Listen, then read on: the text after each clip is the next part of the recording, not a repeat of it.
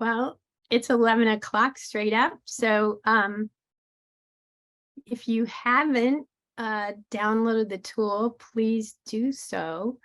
You can go to this link you see here on the slide, and the file is zipped, so you'll need to unzip it prior to opening. And then when you click to open it, make sure you enable the macros.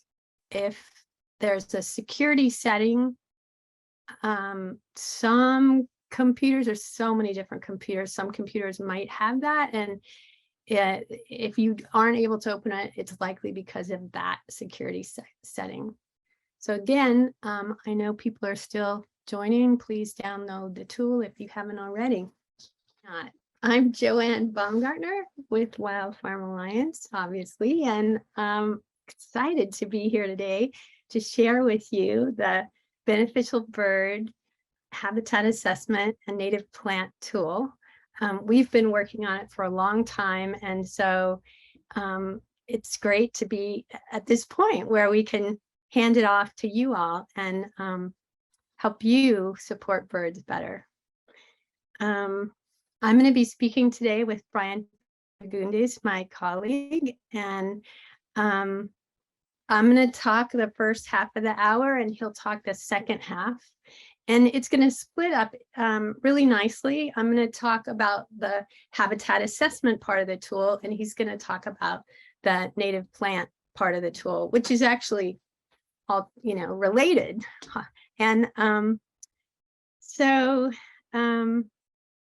yeah, I'm going to share my screen. And if you have a problem with the tool, downloading the tool, please put a message in the chat and we'll answer you. So I'm going over here, to start on my slide. And this is the cover slide for the tool. And here is the tool itself, the welcome page of the tool. There are 5 tabs in the tool. The welcome page, which has some important messages over here on the right, again, which is you have to enable the macros and may have to check your security settings. Another important message is there's additional materials besides this tool that you'll want to check out, and you can go to it by clicking on this button right here. So there's 5 tabs along the bottom. The second tab is a scoring sheet, and I'm going to be going over the first part of that scoring sheet with you. The third tab is the plant pick list. Brian will be going over that. And Brian will also be going over the 4th tab, which is the bird report that gets generated once you pick the plants, the native plants in the list. And then lastly is under the hood, internal workings of the tool. And that is something you can look at later. It really helps explain our thinking on how we scored different issues in the tool. So speaking of scoring, there's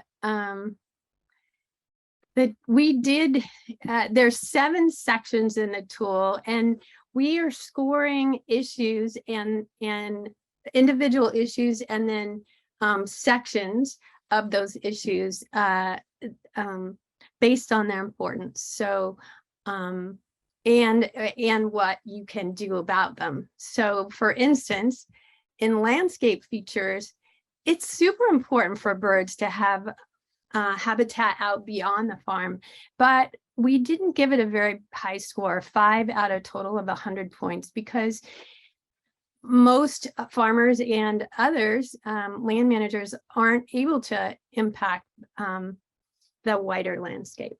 The next part of the tool is the Farmscape features, and we gave that a big score of 40 points. There's a lot you can do there. The farm management is scored at 20 points. And again, there's a lot of things that can be done there. Those first three sections I'm going to be covering, and we're going to enter farm information. Then Brian is going to cover the next four, next four sections 4 through 7, which collectively total 35 points. And those 35 points are all based on native plant characteristics of climate and habitat, general food and nesting habitat. So the thing that is so cool about this tool is that it helps identify opportunities and prioritize and evaluate conservation practices and these management strategies so that you can better support birds on your farm and or other landscape. And I want to switch back over to here and tell you just a quick thanks. California NRCS's Conservation Innovation Grant was super helpful to get us going on this project, along with Gamble, Ladybug, Community Foundation for Sonoma County, Cliff Bar, Spring Creek, and Strong Foundation for Environmental Values. Farmers also helped us. Hag, Centrona, Round River, Riverdance, Ridge, those first were farms, and then the 3 others are vineyards, Ridge, Bonterra, and Parducci. We had an advisory team, and I, along with others on our team, and Sasha Heath, helped put the guide together, and some of us worked more on the tool itself than others. One of the things, the additional materials I mentioned, is that we have a guide, a supported guide that goes with this tool. So even though today we're really going to be going over how do you use a tool, like why you use a tool, and where you're going to do these practices, and how that's important, is all captured right here in this guide, and where we cover the science of a topic like this is surrounding landscape issue. We cover at the top, and then the second part of the account we discuss what it means for farmers, land managers, and others. And we also have this really cool tool or chart, beneficial bird plant native plant chart, that Brian's going to talk about a little bit more, but you'll be able to find this when you go to that button on the first page, which will take you here. And we have a little video you can watch too about the tool, and a list of lots of the materials. First, I want to start out by saying, well, why beneficial birds? If you haven't been following this topic, a few years ago, we published this guide, Supporting Beneficial Birds and Managing Pest Birds. And in it, in the appendix, we list 120, almost 120 studies about avian pest control. 90% of them show that birds were helpful with reducing pests on the farm. And this research is happening all around the world. This is a Sarah Cross slide, and it's been happening for like 130 years, but more recently, there's been a resurgence of research, and it's exciting because the research is getting a lot more helpful. It's using DNA analysis. It's looking not just at what the birds are eating, though, but like, is that helping with yields and benefiting the crop. So I'm going to go back to, here's the tool again. I'm on the scoring sheet, and the first part is you would fill out the farm or operation name, owner, location. I'm not going to do this. You can do this later. Including county. Then this tool is actually designed to use twice. You'll use it first before you do any improvements, before project implementation. And so you would put a date here of when you filled it out first. And then you come up with what plan you're going to do and implement it. And then you fill it out again and you can see the difference. If you are a conservationist, you put your name here, or if you're working with a farmer, if a farmer is working with a conservationist, you can put the name there. Here's the area for listing. What are the objectives? Why are you doing this? To support birds, but there's other multiple objectives that could be put in here. And this last item is if you are a birder and want to list the birds that you're finding on your farm, you can do that here, although you don't need to use the tool. So again, we went over the score summary of these different features, and the green means that it's automatically totaling for you. So while we will manually fill out some things like here, and it gives a score right here, it then automatically fills this upper score summary. And I'm going to go back to PowerPoint just to blow up those 3 images there. And landscape features are really important, as I mentioned earlier, because birds are, while we want them to be eating crop pests, that's not all. They can make a living just eating crop pests, or it's very rare for them to do that, unless it's a really diverse farm.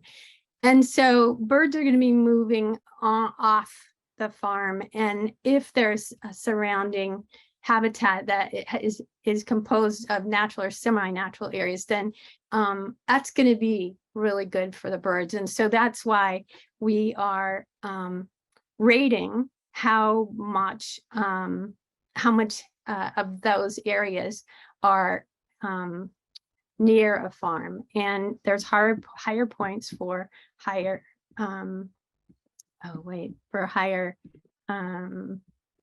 percentage of natural and semi-natural areas.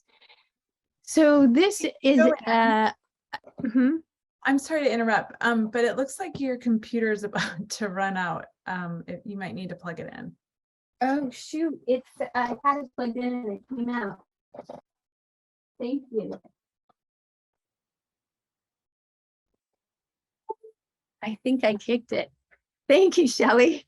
Okay, so the image on the right is of Lytton Springs Ridge Vineyards, and you could see that there's a bunch of natural, semi-natural habitat, and altogether it's 22%, and it kind of looks like this.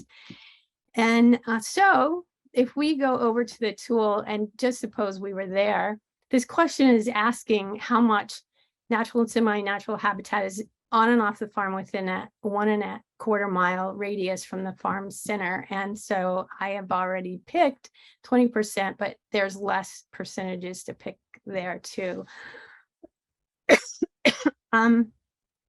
We are also in the landscape, we're wondering, well, how much of it is good habitat? Like, is it native, like the picture on the left, or are there a lot of invasive species like this pampas grass on the right, which then it degrades the value to birds? And so the more points are given for more habitat and or native habitat and or native, non-native, or non-invasive. So over here in 1B, we are asked, well, what is in that? What kind of habitat is that? And I'm going to select right here a mix of native, non-native, and non-invasive plants. And so it automatically gives a number there. And we can see for the landscape features, the subtotal is 4, and there's a total of 5. So, 4.5, and there's a total of 5. And up here is automatically scoring in the score summary.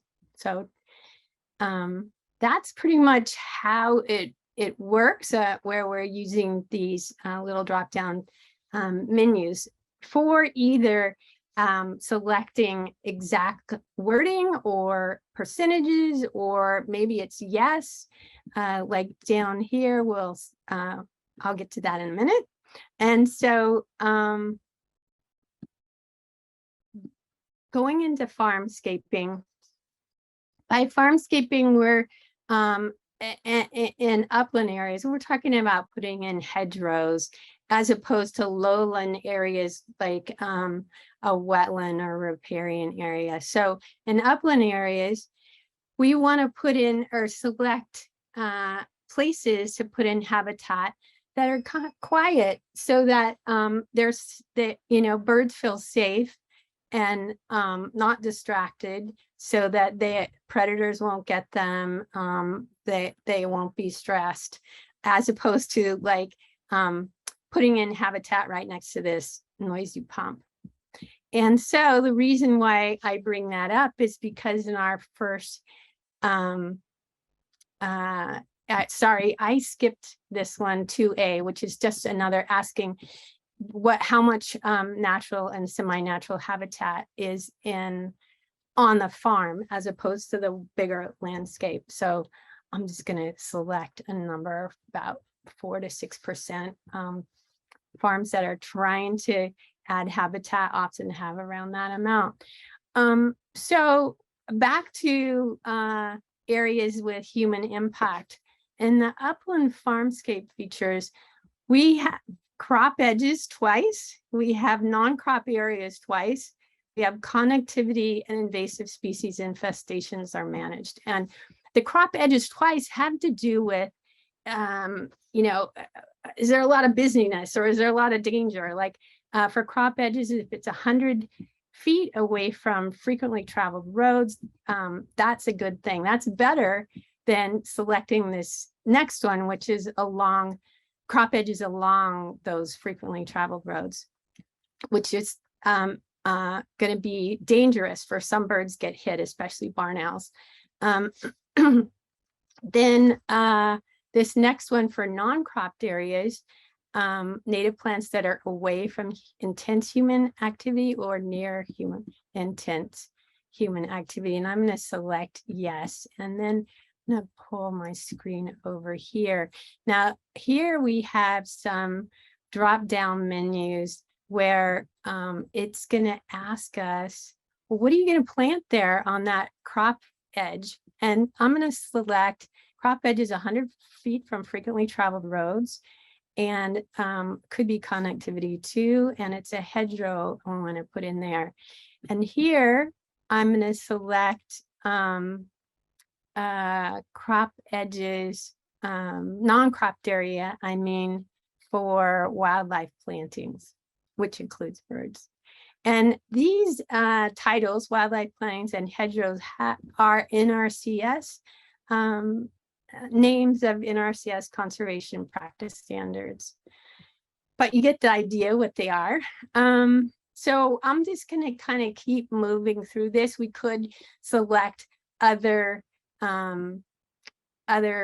parts of this. Like if you had invasive species and you wanted to manage them, you could click here and pull up another drop down item on the right. You can see there's 4 points we got out of a total of 8. In the next section, we really want to support birds with water resources. And as you might imagine, water is super connectivity. I'm just going to skip that. Connectivity is super important too for birds because I'm not skipping it. It's really important. Birds can be safer if they have cover. And so there's some studies that show that they do better, that young birds will do better if they have cover all the way along their travel corridors. And I'm showing this hedgerow because it's connected to a riparian area, which you can't see. But water resources are super important to birds because they need to keep their feathers clean. They need to drink water, and so how do you do that? Well, we want to vegetate ditches if we can. We want to leave water dripping for birds. I think I'm close to, I think I have 5 minutes left.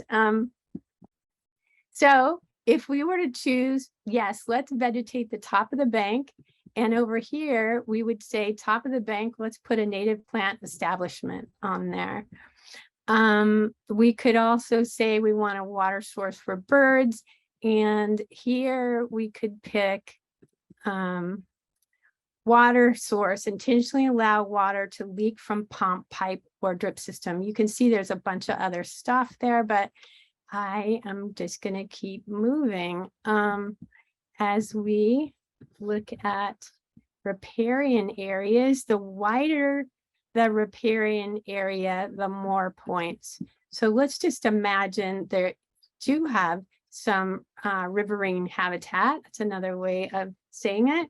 And you want to widen that. You're going to get a bunch of points. You get 7.5 points for widening it up to 35 feet. And let's just say you want to put some riparian forest buffer and riparian herbaceous cover. Oops. Here we go. And perches, you can, each one of these topics has to do with where to put your perch if you're gonna put a perch. And it's really helping you be successful, because you don't want it in high traffic situations. You don't want them near trees because the birds will just use the trees. You don't want to put them right over crops because the birds might poop on the crops, and you want to put them on a hill if you have hilly areas, because the birds really like to see as far as they can. And I'm not going to keep filling this out because I'm running out of time, but you can, and we're going to give you time to fill it out. So there's nesting features here where you can select different kinds of boxes for different species of birds, and that you don't have to, there's no buttons over here anymore. It was just from 2A through 2E was the buttons on the right. Now there's none. And then this last part is farm management, and there's 3 sections of farm management. You know, reducing pesticides is so important to birds. If pesticides are used a lot on the farm, they're going to kill a lot of the food that birds would eat. And so farming where you're not using pesticides and or you're using IPM or organic practices, you get 4 points for that. And there's a lot of different points you can get for managing your pesticides well if you are using them.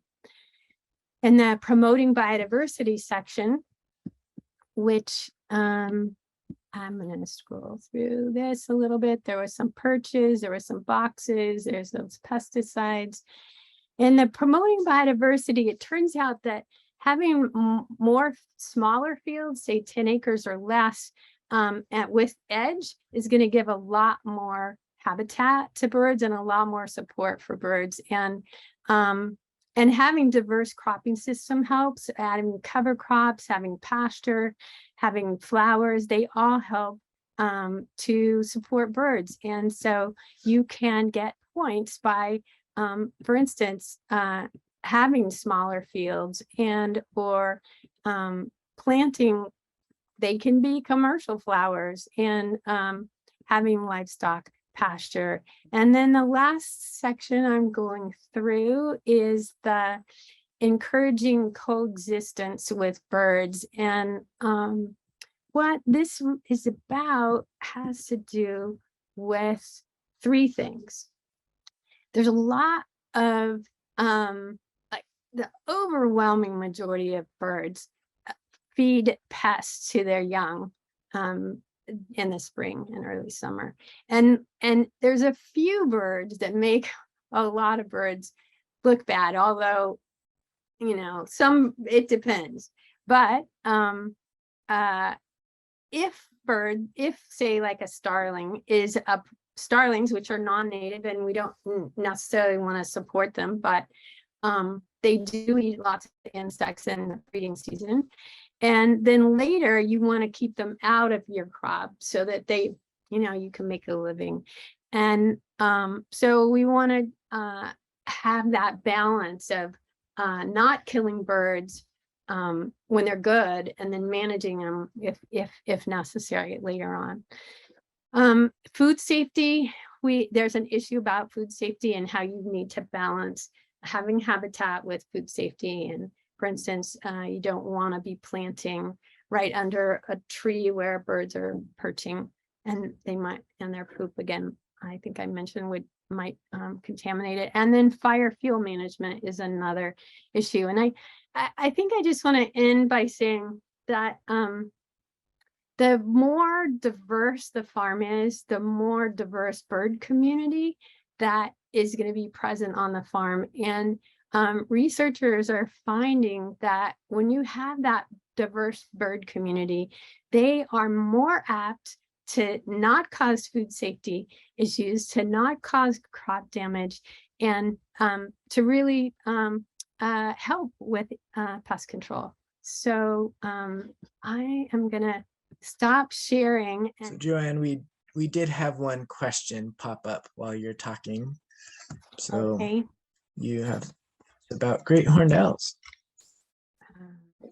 Okay, I think well, the question is about the person Alicia has 1 to 3 great horned owls, and so she has not put up perches and is wondering about that. Well, great horned owls do eat a bunch of rodents, so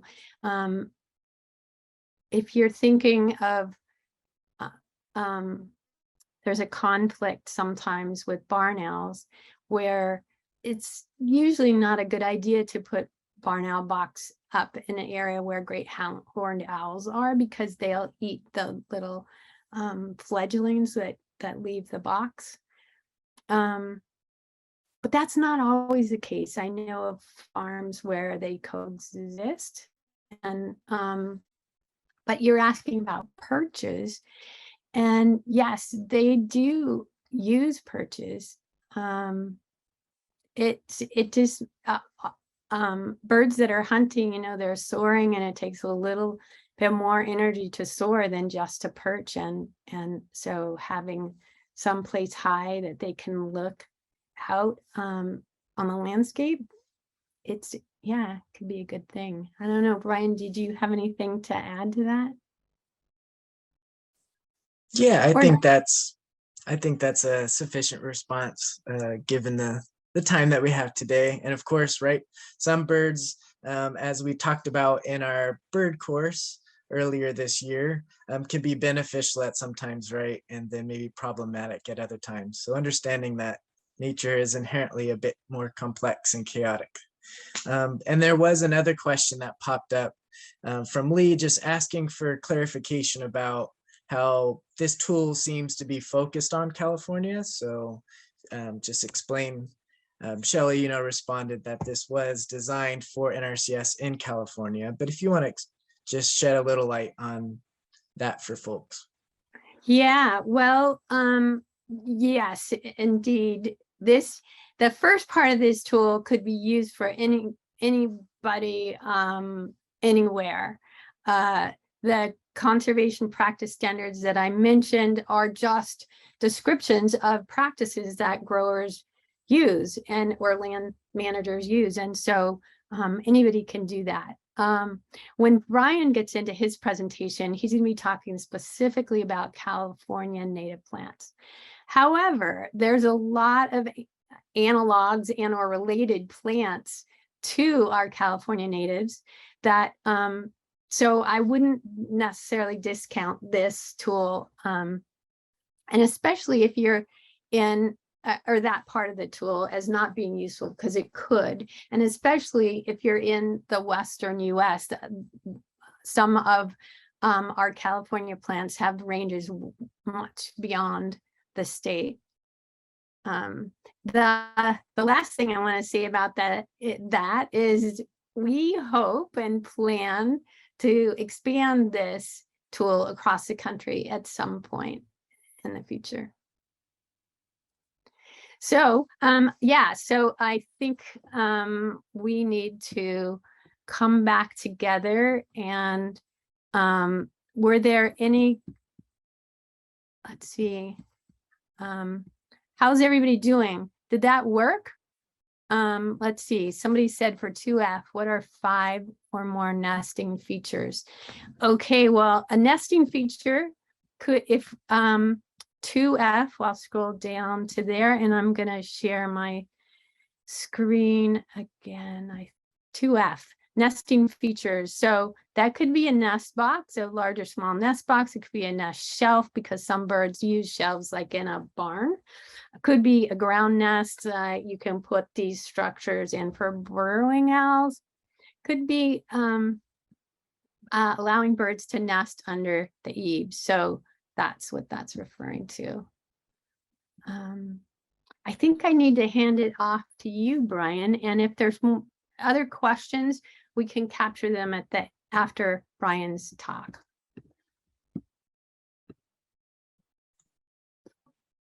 Great. Yeah, thanks, Joanne. So let me get my screen shared for everyone. So hopefully folks can see, kind of have a split screen system going on here. So on the left side is the tool, and on the right side is just a slide with some information. So if you can give me a thumbs up, Ashley or Shelley.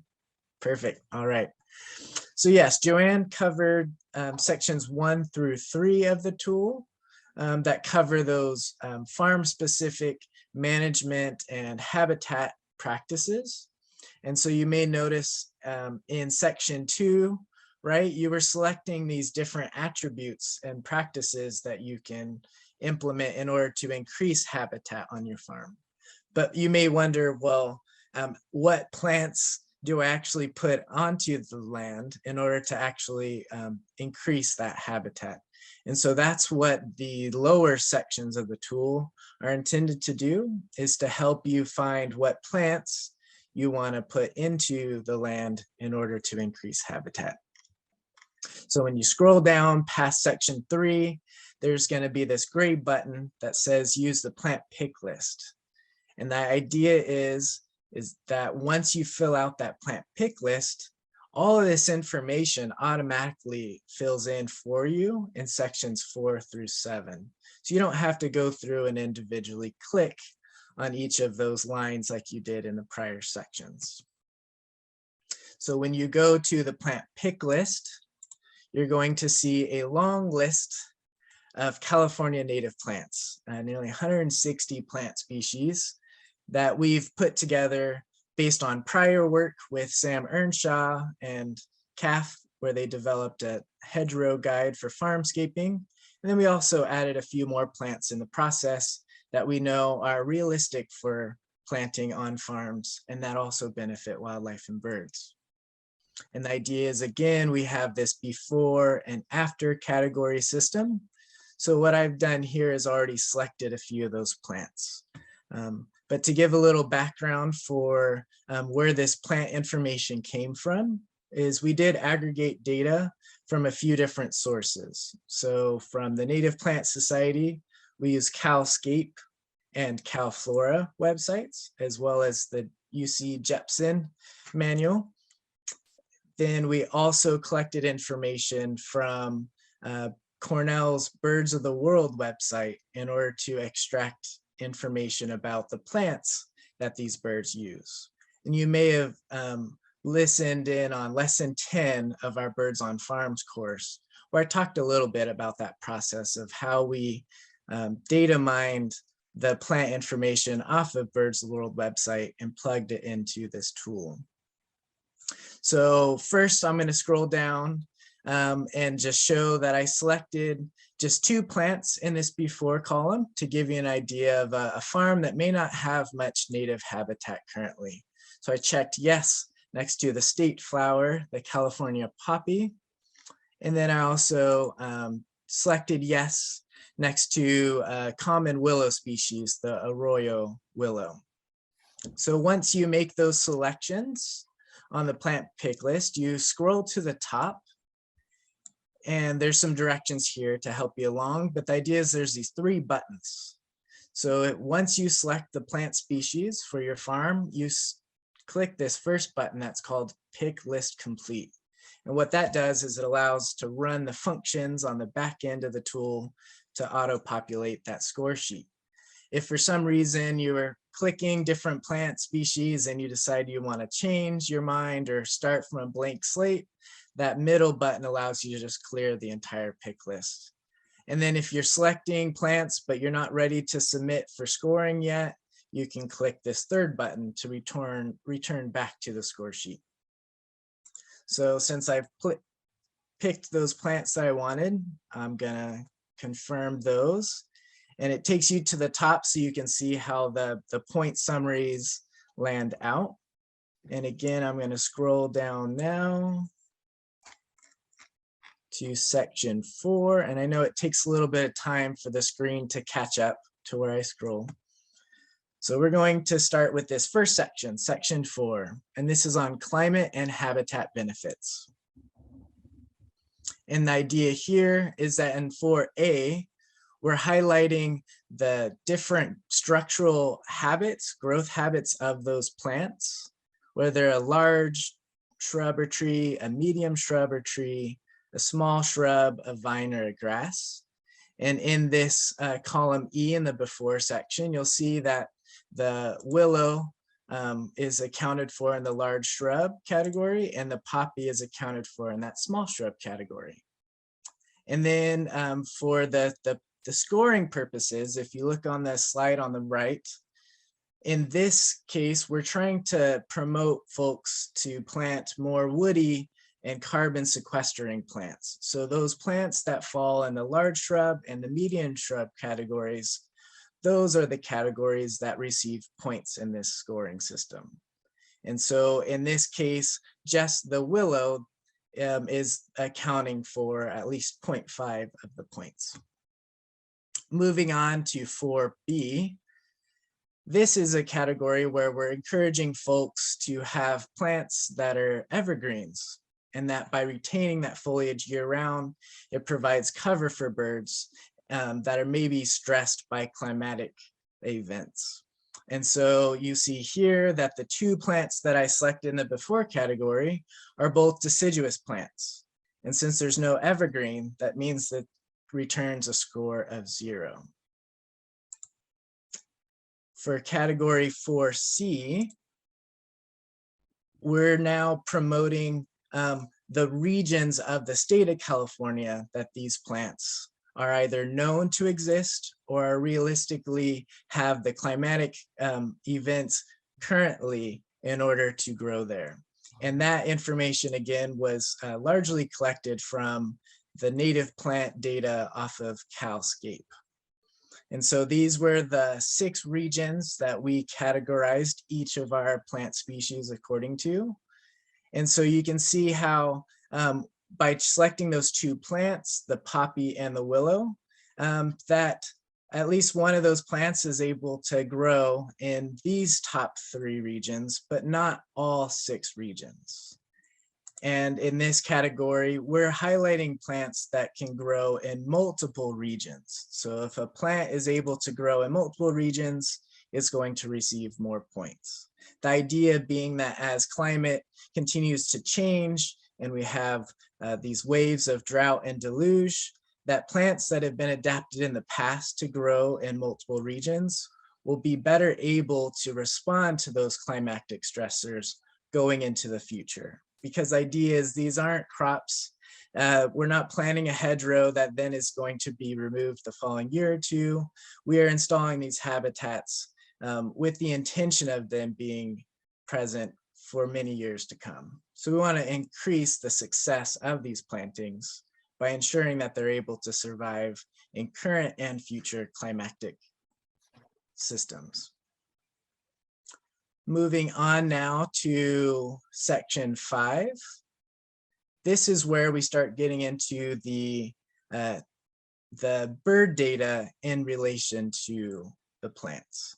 And so I wanted to just pull up really quickly here. I had mentioned the Cornell Lab of Ornithology Birds of the World data set. I just want to remind folks that the way we tied these plant species associations to bird species is by going to 160 different bird species accounts on Cornell and going through to these different tabs of information. And in this habitat section, you'll see that there's plant names that are embedded within these descriptions, along with references. And the idea is we derived all the different plant names that are on our plant pick list and the references and plug those in to our data set that we can then derive that information from. So if we go back to the tool, we can now see in section 5, this is general habitat, that there are 2 bird species that are associated with the plants that I chose, the poppy and the willow. But then this second line here is talking about bird species associated with plant genera. And so this is an important point that we wanted to make, is that oftentimes in the literature, researchers don't always refer to a specific plant species in relation to a bird. They may describe that birds use an oak woodland or an pine forest, or like to feed within ceanothus or manzanita shrubs, but they don't give a specific species of ceanothus or oak or pine. So what we wanted to do to bolster and improve our tool is to also show you all those bird species that are associated with at least the plant genera or genus itself. And what you can see is that 2 bird species that were with the plant species actually bumped up to 55 different bird species that are associated with those 2 plants that we selected. And in 5B, this is just to count the number of those plants that you selected that are actually providing one of those plant associations from the Birds of the World tool. Now moving into section 6. This is the food value for birds. So the idea is we need to have both general habitat things, plants that birds can use for a variety of their different needs, but also we need to feed our birds, right? So in 6A, this is where we collected the seasonality information for each of our plant species, according to spring, summer, fall, and winter. And the idea is those plants, when you're selecting them that provide food in all 4 of the seasons are going to receive more points than plant selections that only provide food during some of the seasons. Then under 6B, we collected information about the plant species that host caterpillars from butterflies and moths, because those are highly important food sources, especially for raising young, hungry chicks. And so these categories of number of caterpillar species hosted, and the idea here is that the plants that host more caterpillars will of course get more points. And then in 6C and 6D, it's the same idea of the number of bird species that are associated from the Birds of the World data set with those plant species that you selected. And of course, the more birds that are supported by those plants, the more points you get. And in section 7, so not only do birds need to eat, right, but they also need a place to nest. And so in nesting habitat, this is data that's actually derived on plants that the birds actually use themselves to either build the nest, so the materials that they'll collect, either twigs, sticks, grasses, to build the nest itself, or plant species that the birds are known to nest in. So a specific type of tree or shrub that a bird species is known to nest in. And again, this will just be out of those plants that are in your pick list, the number of bird species that are supported by those plants. And so I'll go back to the plant pick list again and just show you, I entered in some after selections of plants to give you an idea of how do we want to boost the diversity of plants on our farms, which then are going to bring more birds to your farms. And so I selected a handful of common plants that we would use in a hedgerow planting. So yarrow and manzanita, coyote bush, ceanothus, nice fuchsia for hummingbirds. We still have those poppies. Hopefully the plants you have on your farm before are going to still be there after you implement a project. We also have some coffee berry, some sunflowers that also provide good perch for insectivorous birds, some lupin, and then that same willow. And so now that'll give you an idea. If I scroll back to section 4, that in this after column, you'll see now where all those plants line up in those same categories, and that now how those points have improved. So by just bringing a few of those plants in a hedgerow, we're instantly bumping up our scores throughout multiple of these categories. Yet in some of these categories, we're still not maxed out, right? If you have 10 plants, you're still not getting the full points. And so we have in our plant chart, which folks may have seen this in our bird course earlier this summer. Thanks to Ashley for putting this together. The idea is this is all the plants that are in our plant pick list and all the data that's stored in the background. And we have these nice symbols to kind of help you select and find those plants that you may want to plant on your farm and see how it improves in those different characteristics. And so there's a key on the right to kind of help you decide. And the idea is within this, there's a few of those rock star plant species that I talked about earlier in lesson 10. And the idea is if you want one, say, tree species that's just gonna boost your scores on both this tool, but also on the farm, plant an oak tree. And so if I go back to the tool and I go back to the plant pick list, I'm gonna scroll up here and I'm gonna choose a valley oak because I'm here in the San Joaquin Valley, and the valley oak is a very important keystone species for many bird communities. I'm going to click pick list complete to ensure those scores update. And it'll take a little bit of time to load. And in fact, now you can see that the score from just those 2 plants from before to now our full suite of plants, the score is more than doubled. And that's 28 points out of the available 35 for this section. And so if you're curious, I've been talking about the bird species that are supported. You probably want to know what are these birds that are supported by these plants, right? And that's where the power of our tool is we can go to this bird report, which is the 4th tab here. And this is going to populate information for all those plants that are selected in the after category of your pick list. It's going to actually lay out all of those bird species that are associated with those plants. And so in these blue columns, these are plants and bird species associations that are based on the plant species itself.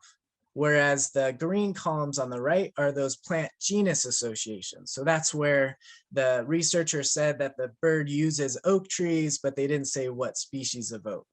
So this is an opportunity for you to scroll through and see how those plants you selected, what species of bird are using that plant, and in what category they're using that plant for.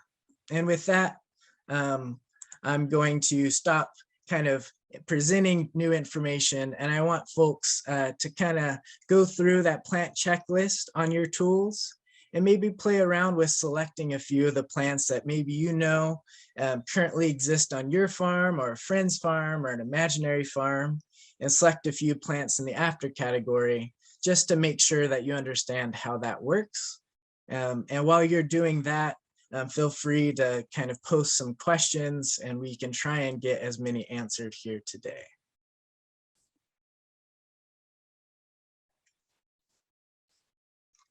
So I know folks were putting questions in here on the right, so let me try and catch back up.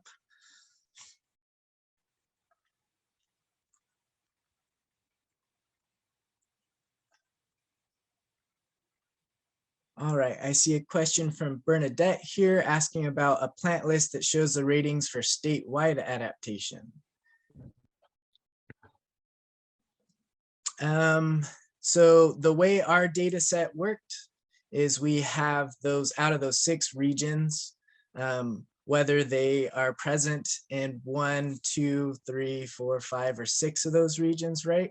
But in the plant chart, which I can share that again,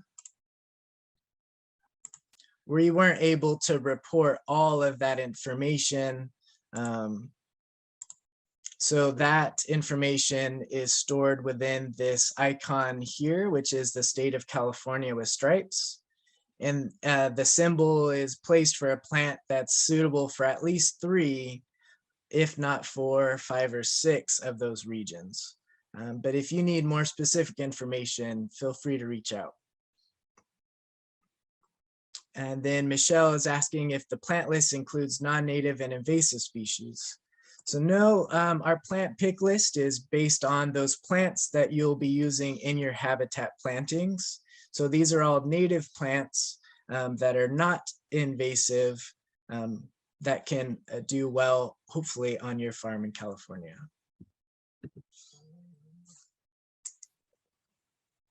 And then Pamela, I think you're up in British Columbia. Assuming the plants are all endemic, a number of the larval host plants are invasive.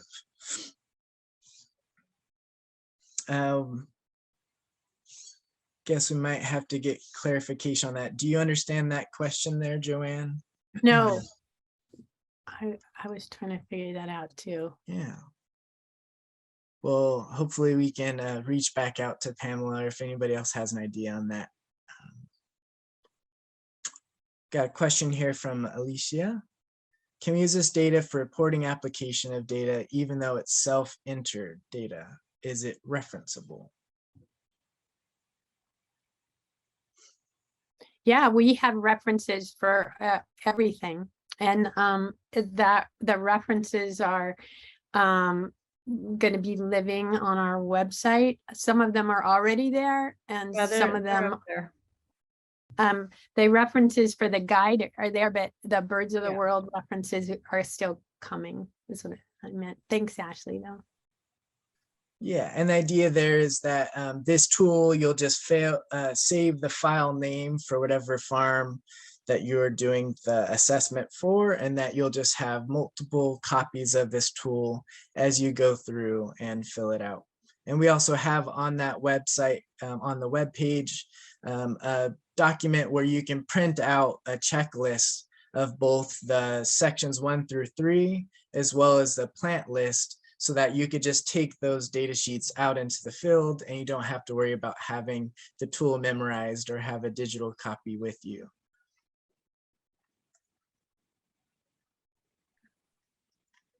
So there was a question about how do you get the chart that's right in front of us? And oh, perfect. Yeah, I'll go. So you should still be seeing my screen here. So this is that web page that I was talking about that hosts all of the information about our tool. And so at the very top, right, this was the link that you would have clicked to download the tool. This second is the guide. So this is the guide that Joanne had referenced, where this provides a lot of scientific literature and narrative about all those different sections of the tool. And that as well has a references for all the information about why we included the sections and information that we did in the tool. Then there's also at the very bottom there, that beneficial bird native plant chart. So that's where you can click and pull up the chart itself. So you'll see a little survey just popped up on your screen. But if folks had any more, I'm going to stop sharing my screen. If you had any more questions, feel free to enter those in now. Yes, and thank you for helping fill out this survey. We love to know how we're doing, how we can improve what we're doing, and share what you think with our funders. Yeah, and a reminder, it looks like, Anthony's having a question about linking phenology between birds, insects, and plants. The idea is this tool is meant to be kind of a starting point for giving you an idea of what sorts of features on your farm can benefit nature and birds, as well as the plant species you can select and those bird species associated with them. But by no means, right, is this tool able to be so specific that it can almost predict, right? If you put this one plant on your farm, you'll have all these birds attending and all these other insects, right? So that's where we're encouraging diversity in all of its ways. So plants that have a wider bloom period and fruiting period are more likely to provide those resources for both birds and insects. But as far as the specifics of your farm and the context of your system, that really is going to be up to a local NRCS staff or conservationists that could provide you with more farm and landscape specific information.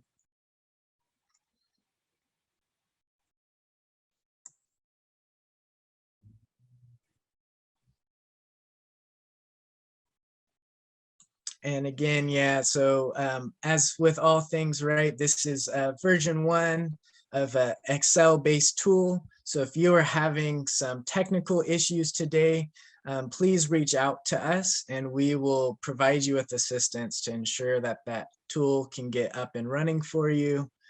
And in the future, hopefully we can be bringing you an updated platform for using this tool. But in the meantime, hang in there with us and hopefully you're able to get some good use out of this Excel tool. Yeah, let us know too. We'd love to hear from you how it is working. Send us that email and yeah, we wanna hear those stories.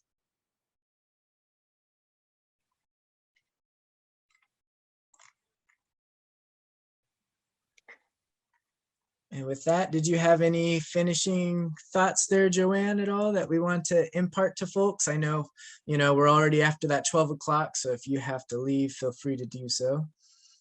Yeah, I think we just saw this morning there is a new state of the world report where half the world's birds are in decline. And the hopeful part of the news today is this tool can help us help the birds and benefit from them with their avian pest control services. So thank you everyone for joining.